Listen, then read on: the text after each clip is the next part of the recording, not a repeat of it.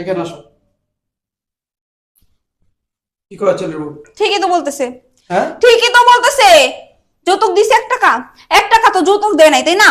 আমার পোলারে কষ্ট করে লেখাপড়া করে মানুষ করছি, লাখ লাখ টাকা ব্যয় করছি, এখন টাকা দিব না? সত্য কথাই তো। লাখ লাখ টাকা ব্যয় করছো মেয়ে ছেলের পিছনে, ঠিক না? হ্যাঁ। মানুষ করছো, তার মানে এখন এই বিয়ের বাসাতে টাকা আনতে হইব।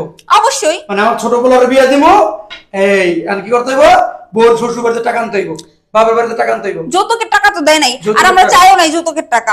চল টাকা শয়তান। বাবা তুই কি করতেছ? তুই মার গা, তুই তো এই চুপ। এই লাখ লাখ টাকা ব্যয় করছস, তুই করছ না আমি করছি? ছেলেরও লেখাপড়া শিখেছি, লাখ লাখ টাকা আমি ব্যয় করছি, তুই করছস? তুই করছস? তোর লজ্জা লাগে না? এই তোর লজ্জা লাগে না?